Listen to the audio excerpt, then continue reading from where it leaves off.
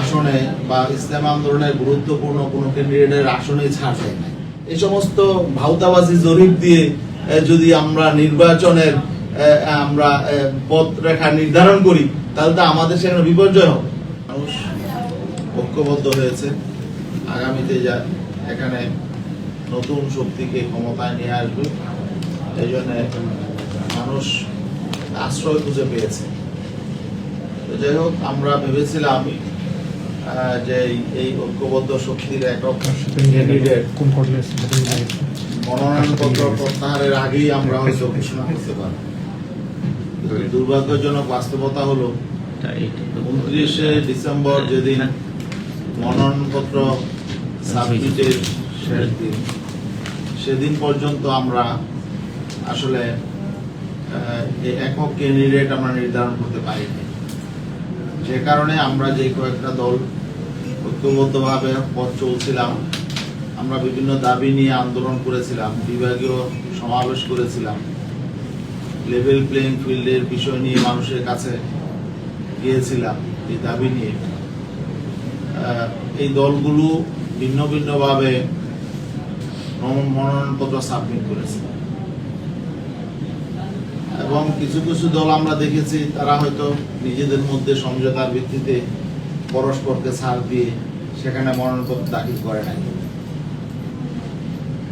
কিন্তু আমরা দেখলাম যে কোনো দলই ইসলামী আন্দোলনের কোনো আসনে বা ইসলামী আন্দোলনের গুরুত্বপূর্ণ কোনো ক্যান্ডিডেটের আসনে ছাড় দেয় নাই।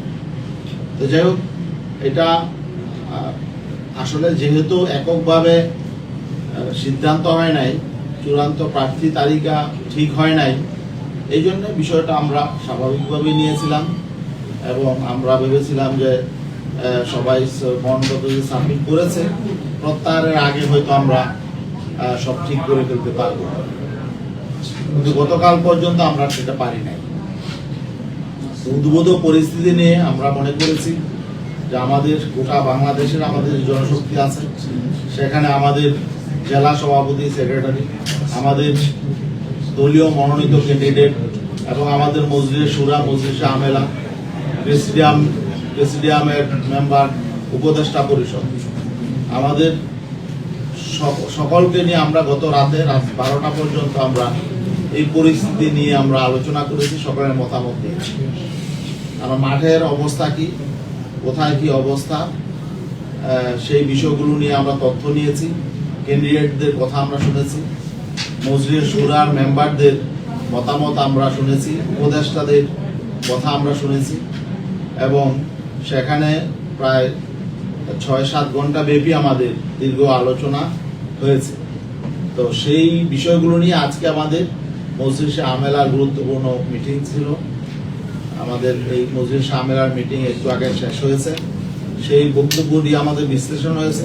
সর্বশেষ আমাদের নির্বাচনী পরিস্থিতি এবং আমাদের অন্যান্য সহযোগী সংগঠনগুলোর সাথে আমাদের আচরণ, তাদের অবস্থা, সবগুলো নিয়ে আমাদের কথাবার্তা হয়েছে, আলোচনা হয়েছে।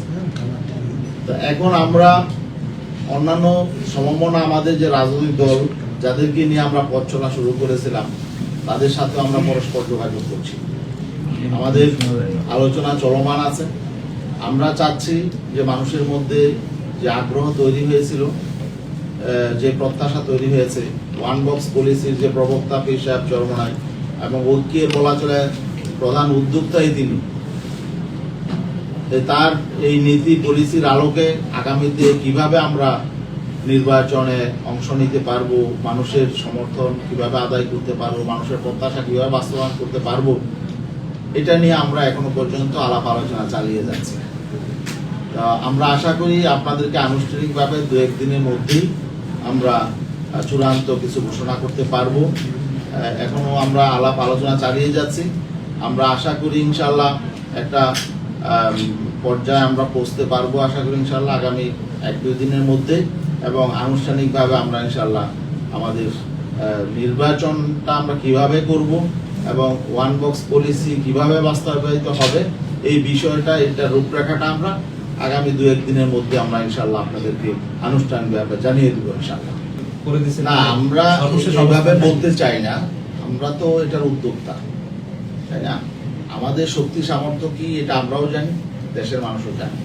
শেষ স্ট্যাটাস আমি বলি আমরা জোর থেকে বেরিয়ে গেছি বা কাউকে বের করে দিব, এই অবস্থাটা এখনো আমরা মনে করি হয়নি। সেটা সময় বলে দিবে। আমরা চেষ্টা করছি আমরা যাতে ঐক্যটাকে টিকিয়ে রাখতে পারি এবং মিনিমাম একটা সমঝোতা সমন্বয় যাতে থাকে, আমরা সেই চেষ্টাটা ইনশাআল্লাহ করে যাব। যদিও নানা প্রতিকূলতা আছে, নানাবিধ সংকট আছে, তারপরও আমরা চেষ্টা করে যাব ইনশাআল্লাহ। না, সমস্যা তো আছে, সংকট তো আছে, এটা অস্বীকার করার সুযোগ নেই। এখন আমরা তো স্বাধীনভাবে রাজনীতি করি, আমরা তো কারো চাপিয়ে দেওয়া কোনো বিষয়কে আমাদেরকে মেনে নিতে হবে, সেটা তো ইসলামী আন্দোলন বাংলাদেশ অতীতেও সেই রাজনীতি করে নাই। আমরা আমাদের সিদ্ধান্ত নেওয়ার মতো অবস্থায় তো আমরা আছি ইনশাআল্লাহ। তো এখানে কেউ যদি আমাদের প্রতি কোনো ইনজাস্টিস করে বা কেউ যদি ইনসাল্ট করে, অবহেলা করে, তাহলে সেটাকে আমরা স্বাভাবিকভাবে তো নিতে পারি না। আত্মসম্মান বোধ তো সবারই আছে, তাই না? তাছাড়া সার্বিক পরিস্থিতি আমাদের সামনে স্পষ্ট, আর কি অবস্থান। এখন আমরা দেখছি বিভিন্ন জনমত জরিপ, বিভিন্ন কি বলে এটাকে, এই বায়াসড সমীক্ষা, বিভিন্ন সমীক্ষার মাধ্যমে আসলে একটা বিভ্রান্তিকর পরিস্থিতি তৈরির চেষ্টা চলে, তাই না?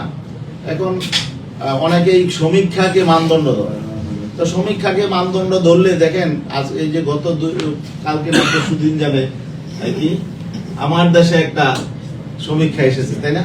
তো সেটা কি আসছে, সেখানে হলো বিএনপি 34% ভোটার বিএনপি কে চায়, 33% জামাত ইসলাম, আর 7% একটু বেশি এনসিপি। তো এখন দেখেন এটা স্বাভাবিক বিষয়, যদি জামাত 33% থাকে আর এনসিপি 7%, 40% হয়, আর বিএনপি 34%, তো অনেক বেশি। জামাত তো তাহলে এখন এনসিপি জামাত তো ঐক্যবদ্ধ আছে, তাই না? সেখানে ইসলামী আন্দোলনকে দেখানো হচ্ছে 3%, এখানে তার 3% ভ্যালু থাকে না আসলে। এই যে জনমত জরিপটা করছে, এরা কারা করছে? এগুলো মানুষ কিন্তু এত বোকা না, মানুষ কিন্তু বুঝে, তাই না? মিডিয়ায়ও আসছে যে পেছনে জরিপের পেছনে কারা। তো এইভাবে এগুলো করা মানে হলো আসলে এখানে একটা বেইনসাফি করার পথ উন্মুক্ত করা। তো এগুলো তো স্বাভাবিক প্রক্রিয়া, এগুলো তো আমরা বুঝি। তো যাই হোক, এগুলো কেন করা হচ্ছে, কারা করছে, কোন উদ্দেশ্যে করছে, এগুলো কিন্তু আমাদের অজানা না, আমরা এগুলো বুঝতে পারি। তো এই সমস্ত ভাউতাবাজি জরিপ দিয়ে যদি আমরা নির্বাচনের আমরা পথরেখা নির্ধারণ করি, তাহলে তো আমাদের সেখানে বিপর্যয় হবে না। আমরা শোনেন, আমি বলি, আমরা একটা অবস্থান নিব, সেটা আমাদের মধ্যে এ ব্যাপারে আলোচনা চলছে। তা আমরা তো সেই অবস্থানটা নেওয়ার জন্য আমাদের একটা নিয়মতান্ত্রিক প্রক্রিয়ার মধ্য দিয়ে সকলের সাথে আলাপ আলোচনা করতে হবে। আমরা সকলের সাথে আলোচনা করছি, আমাদের নেতৃবৃন্দের সাথে আলোচনা করছি, আমাদের সকল গোড়ামার সাথে আলোচনা করছি, এবং যারা আমাদের সহযোগী শক্তি ছিলেন তাদের সাথে তো আমাদের আলোচনা করতে হবে। আমরা সবার সাথে সম্মান এবং শ্রদ্ধার সম্পর্ক রাখতে চাই। আমাদের সবাইকে সবসময় একই সাথে পথ চলতে হবে এমন না, তাই না? এখানে যদি আমরা আমাদের পথ ভিন্ন হয়, যাতে সুসম্পর্কটা থাকে, সেই চেষ্টাও আমরা করবো।